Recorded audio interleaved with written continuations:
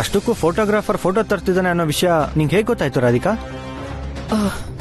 ಕೈಲಾಶ್ ಅವ್ರ ಸೋದರ ಮಾವ ಫೋಟೋಗ್ರಾಫರ್ ಜೊತೆ ಫೋನಲ್ಲಿ ಮಾತಾಡ್ತಿದ್ದಿದ್ ಕೇಳಿಸ್ಕೊಂಡೆ. ಕಾರ್ ಟೈರ್ ಪಂಚರ್ ಆಯ್ತಾ?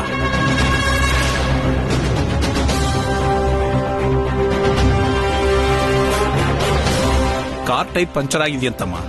ರಾಧಿಕಾ ಹುಡುಗನ್ ಜೊತೆ ತೆಗೆಸ್ಕೊಂಡಿರೋ ಫೋಟೋಸ್ ಅಲ್ಲದೆ ಪೆನ್ ಡ್ರೈವ್, ಹಾರ್ಡ್ ಡಿಸ್ಕ್ ಕೂಡ ತರ್ತಾ ಇದ್ದಾರಂತೆ.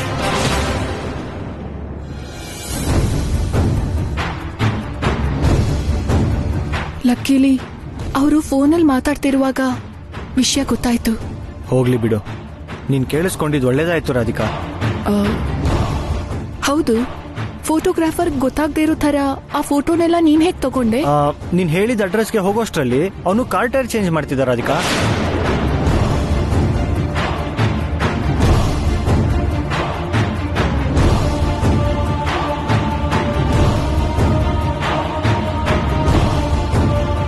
ಇನ್ನು ಎಷ್ಟೊತ್ತಪ್ಪ? 10 ನಿಮಿಷ ಸರ್, ಆಗೋಗುತ್ತೆ.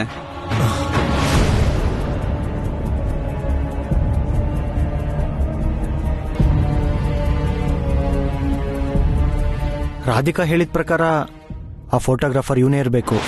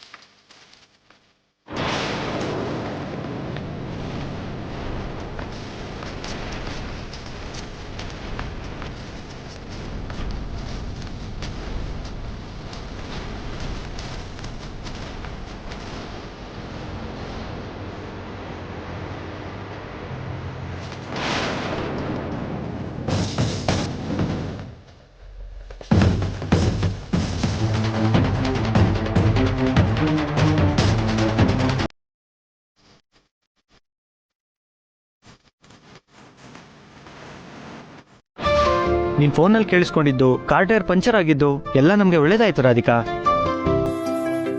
ಆದ್ರೆ ರಾಧಿಕಾ, ಆ 3 ಜನ ನಿನ್ಗೇನಾದ್ರೂ ತೊಂದರೆ ಕೊಡ್ತಾನೆ ಇರ್ತಾರೆ. ನೀನ್ ಸ್ವಲ್ಪ ಹುಷಾರಾಗಿರು. ಅವ್ರನ್ನ ಇನ್ಮುಂದೆ ನಾನ್ ನೋಡ್ಕೋತೀನಿ ಬಿಡು. Once again thank you so much Sai. No formalities Radhika, phone ಇಡ್ತೀನಿ. ಓಕೆ ಸಾಯಿ, ಬಾಯ್.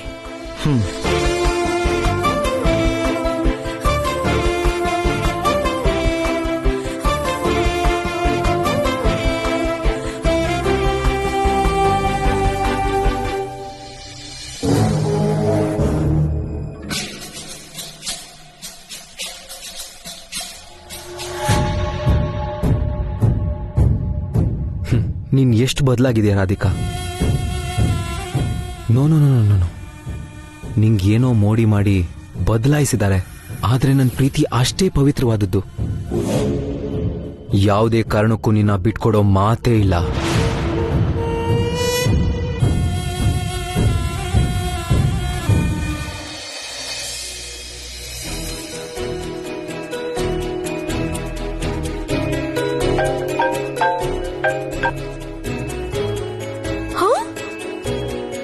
ಗ್ರೇಟ್ ಪ್ರಿಯಾಂಕಾ ಫೋನ್ ಮಾಡ್ತಿದ್ರೆ ಫೋನ್ ಕಟ್ ಮಾಡ್ತಾರಲ್ಲ.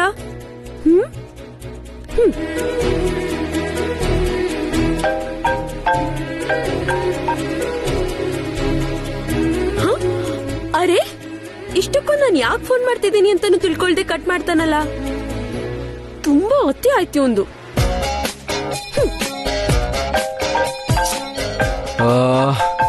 ಹಲೋ, ಹೇಯ್ ಕಾಲ್ ಕಟ್ ಮಾಡ್ತಾ ಇದ್ರೆ ಮತ್ತೆ ಮತ್ತೆ ಫೋನ್ ಮಾಡಿ ಡಿಸ್ಟರ್ಬ್ ಮಾಡ್ತಾ ಇದ್ದೀರಲ್ಲ. ಯಾರ್ ನೀವು? ಯಾರ್ ನೀವು ಅಂದ್ರೆ ಅಟ್ಲೀಸ್ಟ್ ನನ್ ಫೋನ್ ನಂಬರ್ ಕೂಡ ಸೇವ್ ಮಾಡ್ಕೊಂಡಿಲ್ವಾ ನೀವು? ಏಯ್, ನೀವೇನ್ ದೊಡ್ಡ ಸೆಲೆಬ್ರಿಟಿ ಅನ್ಕೊಂಡಿದ್ದೀರಾ? ಫೋನ್ ರಿಂಗ್ ಆಗಿದ ತಕ್ಷಣ ಎತ್ಕೊಂಡು ಎಸ್ ಮೇಡಮ್ ಅಂತ ಹೇಳಕ್ಕೆ? ನೋಡಿ, ನನ್ ತಲೆ ತಿನ್ಬೇಡಿ, ಮೊದ್ಲು ನೀವ್ ಯಾರು ಅಂತ ಹೇಳಿ. ಇವನದ್ದು ತುಂಬಾ ಓವರ್ ಆಯ್ತು. ನಾನು ಸರ್ ಪ್ರಿಯಾಂಕಾ. ನೀವಾ? ಏನ್ ಹೇಳ್ರಿ? ನೀವಾ ಅಂತ ಅಷ್ಟು ಕ್ಯಾಶುಯಲ್ ಆಗಿ ಹೇಳ್ತಿದ್ದೀರಲ್ಲ, ಅಂದ್ರೆ ನನ್ ಲೆಕ್ಕಕ್ಕೆ ಇಲ್ವಾ? ಪ್ರಿಯಾಂಕಾ ಅವರೇ, ಇರಿಟೇಟ್ ಮಾಡ್ದಿರಾ ಫೋನ್ ಯಾಕೆ ಮಾಡಿದ್ದು ಅಂತ ಹೇಳಿ. ಅಂದ್ರೆ ನನ್ ಮಾತ್ ನಿಮ್ಗೆ ಇರಿಟೇಟಿಂಗ್ ಆಗಿದ್ಯಾ?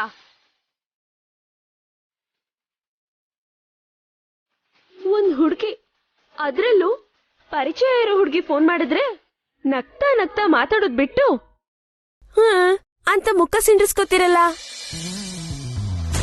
ಇವಾಗ ಫೋನ್ ಯಾಕೆ ಮಾಡಿದ್ದು ಅಂತ ಹೇಳ್ತೀರಾ, ಇಲ್ಲ ಫೋನ್ ಕಟ್ ಮಾಡ್ಲಾ? ಬರೀ ಬಿಲ್ಡಪ್. Phone cut ಮಾಡ್ತಾನಂತೆ. ಮುಖ ನೋಡು, ಮುಖ. ನೀವ್ ನಂಗೆ 300 ರೂಪಾಯಿ ಕೊಟ್ಟಿದ್ರಲ್ಲ, ಅದನ್ನ ವಾಪಸ್ ಕೊಡ್ಬೇಕು. ಅದಕ್ಕೆ ನೀವ್ ಸಿಗ್ಬೇಕು. ಯಾವ 300 ರೂಪಾಯಿ? ಟ್ರಾಫಿಕ್ ಪೊಲೀಸ್ ಹತ್ರ ಫೈನ್ ಕಟ್ಟಕ್ಕೆ ಅಂತ ಕೊಟ್ರಲ್ಲ. ನೀವ್ 16 ದಿನದ ಹಬ್ಬಕ್ಕೆ ಮನೆಗ್ ಬಂದಾಗ್ಲೇ ಕೊಡೋಣ ಅಂದ್ಕೊಂಡೆ, ಅದಾಗ್ಲಿಲ್ಲ. ಓ ಅದಾ? ಇವಾಗ ನಾನು ತುಂಬಾ ಬಿಸಿ ಇದೀನಿ, ಆ ದುಡ್ಡೇನ್ ವಾಪಸ್ ಕೊಡೋದೇನ್ ಬೇಡ. ನಾವು ಏನು ಕೆಲ್ಸ ಕಾರ್ಯ ಇಲ್ದೆ ಸುಮ್ನೆ ಕೂತಿದೀವಾ? ಯಾರು ಋಣನೂ ಇಟ್ಕೋಬಾರ್ದು ಅಂತ ನಮ್ ತಂದೆ ಹೇಳಿದ್ದಾರೆ. ನನ್ ಹತ್ರ ದುಡ್ಡಿಸ್ಕೊಂಡ್ಮೇಲೆ ನೀವ್ ನಿಮ್ ಕೆಲ್ಸ ಮುಂದುವರ್ಸ್ಕೊಳ್ಳಿ. ಒಳ್ಳೆ ಜಿಡ್ ಪಾರ್ಟಿ. ಏನಂದ್ರೆ? ಏನಿಲ್ಲ. ಎಲ್ಲಿಗ್ ಬರ್ಬೇಕು ಹೇಳಿ?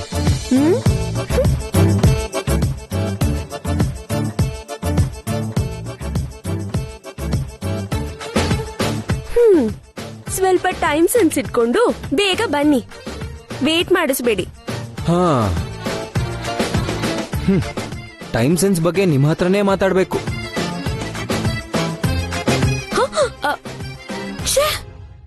ಎಷ್ಟು ಕೊಬ್ಬು ಈ ಮನುಷ್ಯಂಗೆ.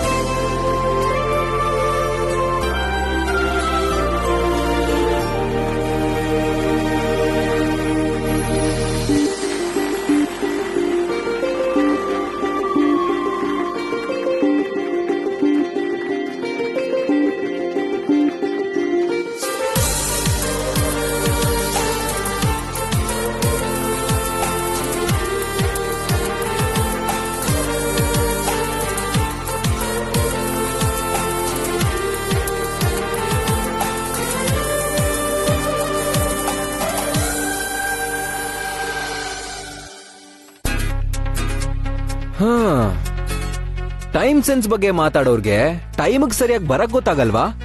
ನೀವ್ ಇದಕ್ಕೇನ್ ಕಮ್ಮಿ ಇಲ್ಲ ಬಿಡಿ. ಟ್ರಾಫಿಕ್ ಇಂದ ಲೇಟ್ ಆಯ್ತು. ನಿಮ್ ದುಡ್ಡು ನಿಮಗ್ ಕೊಡ್ತೀನಿ ರೀ.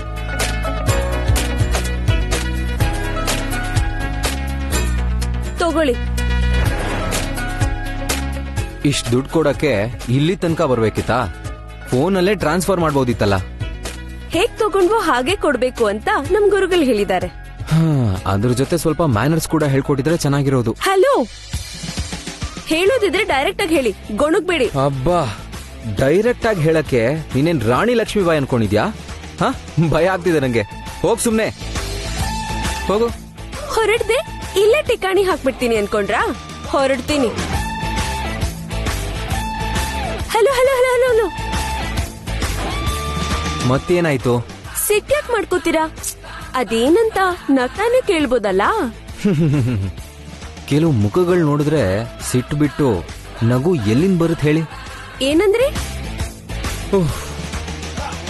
ಏನಿಲ್ಲ, ನನ್ನ ಯಾಕೆ ತಡೆದಿ ಅಂತ ಹೇಳಿ. ₹1 ಕೊಡಿ, ಹೇಳ್ತೀನಿ. ಏನು? ₹1? ಯಾಕೆ? ಫ್ರೆಂಡ್ಸ್ ಆಗಿರ್ಲಿ, ಲವರ್ಸ್ ಆಗಿರ್ಲಿ, ಅಥವಾ ತುಂಬಾ ಪರಿಚಯದವರಾಗಿರ್ಲಿ, ಮೀಟ್ ಮಾಡಿದಾಗ ಒಂದ್ ವೇಳೆ ಡ್ರೆಸ್ ಕಲರ್ ಮ್ಯಾಚ್ ಆದ್ರೆ ಹುಡ್ಗಿಗೆ ₹1 ಕೊಡ್ಬೇಕು. ಅದು ನನ್ನ ಸೆಂಟಿಮೆಂಟ್. ಯಾರಪ್ಪ ಇವಳು? ಆದ್ರೂ ನೀವ್ ಇಷ್ಟೊತ್ತು ಹೇಳಿದ್ 3 ಕ್ಯಾಟಗರಿಯಲ್ಲಿ ನಾವಿಬ್ರು ಯಾವ ಕ್ಯಾಟಗರಿಗೆ ಸೇರ್ತೀವಂತ ಗೊತ್ತಾಗ್ತಿಲ್ವಲ್ಲ. ಮತ್ತ್ಯಾಕ್ ಕೊಡ್ಬೇಕು? ನನ್ ತಂದೆಗ್ ಬೇಕಾದವ್ರು ಅಂದ್ಮೇಲೆ ನೀವು ನಂಗೂ ಬೇಕಾದವ್ರೆ ತಾನೇ. ಕೊಡಿ ₹1. ಇದ್ಯಾವ್ದೋ ಭಿಕ್ಷೆ ಬೇಡ ಹೊಸ ಸ್ಟೈಲ್ ಇರ್ಬೇಕು. ಹಲೋ, ಭಿಕ್ಷೆ ಅಂತಿದಿರಲ್ಲ, ಸ್ವಲ್ಪ ಓವರ್ ಆಯ್ತು ನಿಮ್ದು. ಕೊಡಿ ₹1. ಅಮ್ಮ ತಾಯಿ, ನಿಂಗೊಂದ್ ದೊಡ್ಡ ನಮಸ್ಕಾರ. ನೀನ್ ₹1 ಕೊಡ್ತೀನಿರು. 2 ಕೈಯಿಂದ ನಮಸ್ಕಾರ ಎಲ್ಲ ಮಾಡ್ತಿದ್ದೀರಾ? ಹ, ಏನ್ ನಿಮ್ ಉದ್ದೇಶ? ಅಂದ್ರೆ ನಾನ್ ನಿಮಗ್ ಅಷ್ಟು ಕಾಟ ಕೊಡ್ತಿದ್ದೀನಾ? ಓಹೋ, ನಿಮ್ ಜೊತೆ ಆರ್ಗ್ಯೂ ಮಾಡಕ್ಕೆ ಇಷ್ಟ ಇಲ್ಲ, ಅದಕ್ಕೆ ತಗೊಳ್ಳಿ ನಿಮ್ ₹1. ಇಲ್ಲಿಂದ ದಯವಿಟ್ಟು ಹೊರಡಿ. ನೀವೇನ್ ಹೇಳ್ಬೇಕಾಗಿಲ್ಲ, ನಾನೇ ಹೊರಡ್ತೀನಿ.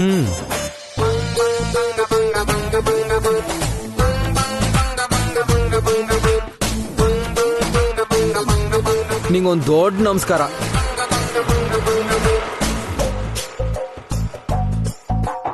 ಯಾವ ಕರ್ಮನಪ್ಪ ನಂಗೆ.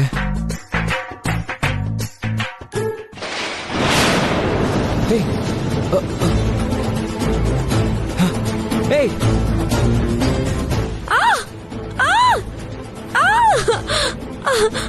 ಅಮ್ಮ,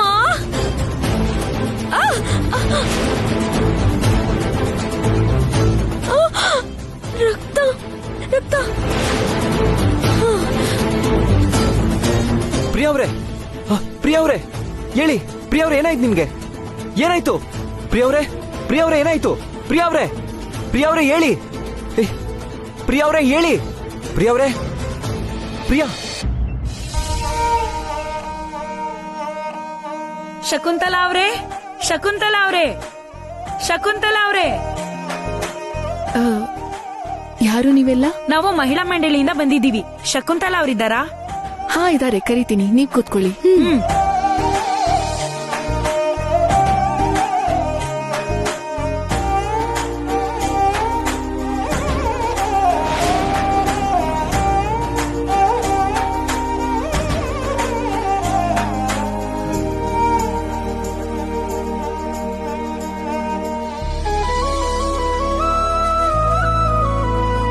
ನಮಸ್ಕಾರ ಶಕುಂತಲಾ ಅವ್ರೆ.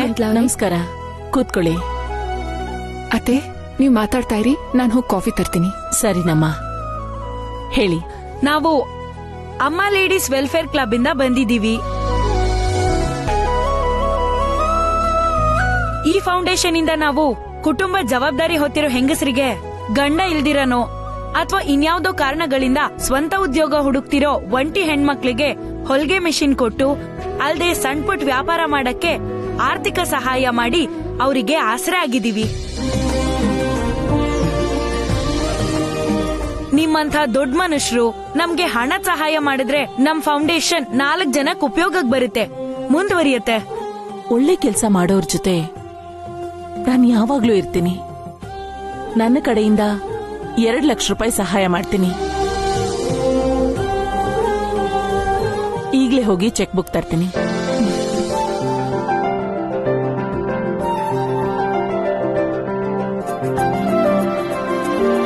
ಎಷ್ಟೇ ದುಡ್ಡಿದ್ರು ₹100 ಕೊಡಕ್ಕೂ ಹಿಂದೆ ಮುಂದೆ ನೋಡ್ತಾರೆ. ಆದ್ರೆ ಇವರು ಕೇಳ್ತಿದ್ದ ಹಾಗೆ ₹2 ಲಕ್ಷ ಕೊಡ್ತಿದಾರಲ್ಲ. ಹಾ, ಅವ್ರ ಹಾಗೆ ಒಳ್ಳೆ ಉದ್ದೇಶಕ್ಕೆ ಅವ್ರ ಶಕ್ತಿಗೂ ಮೀರಿ ಸಹಾಯ ಮಾಡ್ತಾರೆ. ಆದ್ರೆ ಶಕುಂತಲಾ ಅವರು ಇದೇ ರೀತಿ ದಾನ ಮಾಡ್ತಿದ್ರೆ ಅವ್ರ ಗಂಡ ಏನು ಹೇಳಲ್ವಾ? ಏನಾದ್ರೂ ಹೇಳಕ್ಕೆ ಗಂಡ ಇದ್ರೆ ತಾನೇ.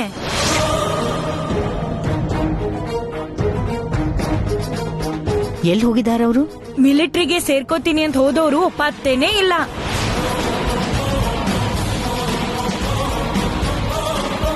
ಯಾವ್ದೋ ಯುದ್ಧದಲ್ಲಿ ಸತ್ತೋಗಿರ್ಬೋದಂತ ಎಲ್ರೂ ಹೇಳ್ತಾರೆ.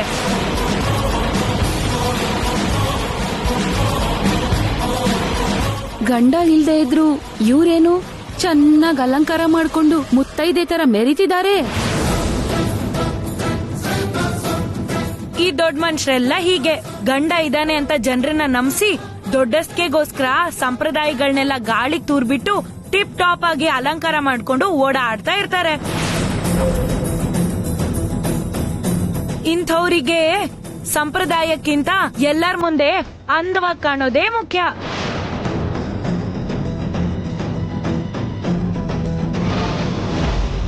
ಸಾಕ್ ನಿಲ್ಸಿ. ಹಾ,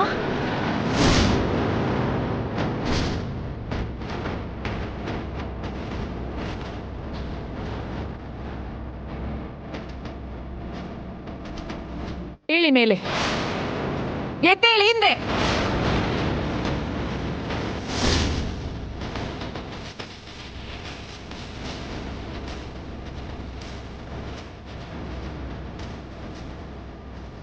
ನೀವು ಹೆಂಗಸರಾಗಿ ಇನ್ನೊಂದ್ ಹೆಂಗಸಿನ ಬಗ್ಗೆ ಇಷ್ಟು ಕೀಳಾಗ ಮಾತಾಡೋದು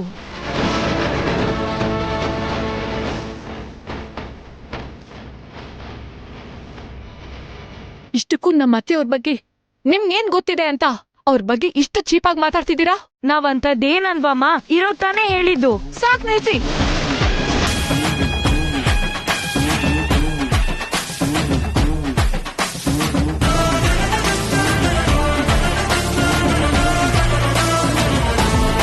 ಒಂದ್ ಕಡೆ ಕೈ ಚಾಚಿ ಸಹಾಯ ಕೇಳುದು, ಮತ್ತೊಂದ್ ಕಡೆ ಬಾಯಿಗೆ ಬಂದಾಗ ಮಾತಾಡೋದು. ನಿಮ್ಮಂತ ಹೆಂಗಸ್ರ ಬೇರೆ ಹೆಂಗಸ್ರಿಗೆ ಸಹಾಯ ಮಾಡೋ ಅಂಥವ್ರು? ನಮ್ಮ ಅತ್ತೆಯವ್ರು ಮಾಡೋ ಪೂಜೆ ಪುನಸ್ಕಾರಗಳು, ನಿಮ್ಮಂಥವ್ರಿಗೆ ಮಾಡೋ ಸಹಾಯಗಳು ಎಲ್ಲ ಸಾರ್ಥಕ ಆಗಿ ಒಂದಲ್ಲ ಒಂದಿನ ನಮ್ಮ ಮಾವನವರು ವಾಪಸ್ ಬರ್ತಾರೆ ಅಂತ ನಾವ್ ನಂಬಿದೀವಿ. ಅವರು ಬಂದೇ ಬರ್ತಾರೆ. ನಮ್ಮ ಅತ್ತೆ ಅಂತ ಒಳ್ಳೆ ವ್ಯಕ್ತಿ ಬಗ್ಗೆ ಮಾತಾಡುವಂತ ಯೋಗ್ಯತೆನೂ ನಿಮ್ಗಿಲ್ಲ.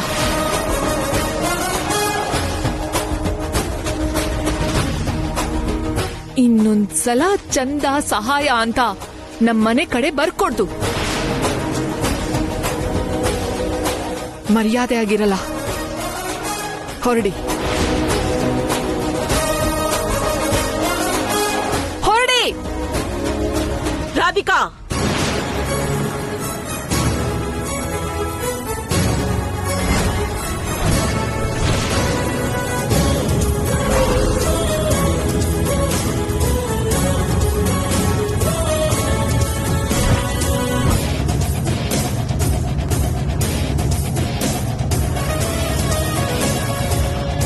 ಒಳ್ಳೆ ಸೊಸೆನೇ ತಂದ್ಕೊಂಡಿದ್ದೀರಾ ಶಕುಂತಲಾ ಅವ್ರೆ. ನೀವು ಅಂದ್ರೆ ನಮ್ಗೆಲ್ಲ ತುಂಬಾ ಗೌರವ.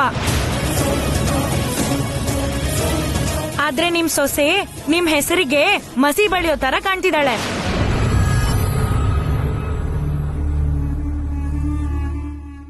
ಮನೆಗ್ ಬಂದವ್ರಿಗೆ ಅವಮಾನ ಮಾಡೋದಲ್ದೆ ಇವಳೆ ಮನೆ ಯಜಮಾನಿ ತರ ಮಾತಾಡ್ತಾ ಇದ್ದಾಳೆ.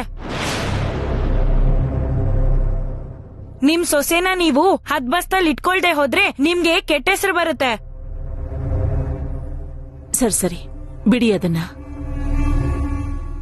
ತಗೊಳ್ಳಿ. ನಾವಿನ್ ಬರ್ತೀವಿ. ಹೋಗ್ಬರ್ತೀವಿ. Thanks madam. Thank you so much.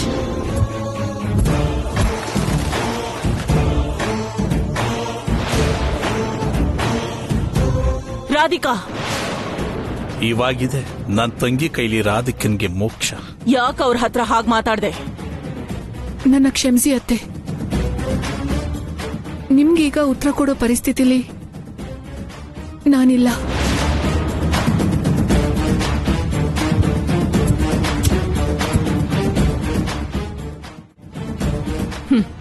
ಪರಿಸ್ಥಿತಿ ಎಂಥದ್ದೇ ಆದ್ರೂ ನೀನು ಸ್ವಲ್ಪ ತಾಳ್ಮೆಯಿಂದ ಇದ್ರೆ ಒಳ್ಳೇದು ಅನ್ಸತ್ತೆ.